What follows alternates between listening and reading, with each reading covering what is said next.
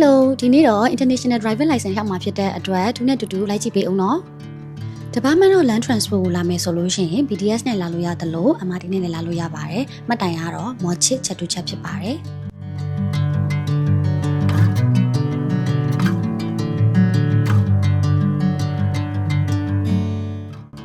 International Driving License အတွက်ကတော့ Bidding 4ဝင်ချင်းဘယ်ဘက်ချမ်းက office မှာလုပ်ရမှာပါ။လိုအပ်တဲ့ချက်လက်လေးတွေကိုဒီဗီဒီယိုရဲ့နောက်ဆုံးမှာပြပြပေးမှာဖြစ်တဲ့အတွက်ဆက်ကြည့်ပေးအောင်နော်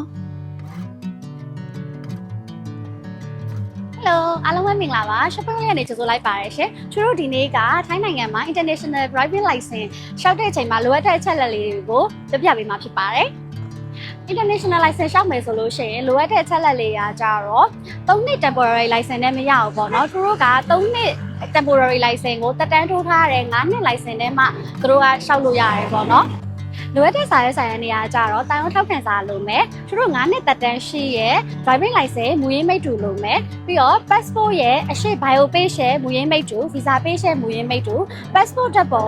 2ပုံလိုပါမယ်ရှင်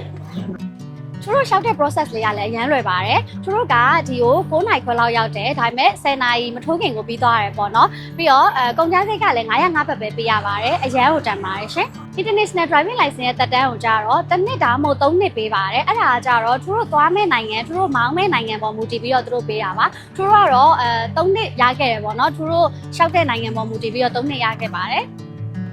ခြားသိလို့တဲ့အကြောင်းအရာလေးရှိလို့ရှိရင်လည်းဒီဗီဒီယိုလေးရဲ့အောက်မှာဝင်ရောက်မေးလို့ရပါတယ်ရှင်အားလုံးပဲစိတ်ချမ်းသာကိုယ်ကျန်းမာနဲ့ကြံစီထားသမျှအောင်မြင်ပါစေလို့ shopping လဲမှာဆုမကောင်းတောင်းပေးလိုက်ပါတယ်ရှင်တတား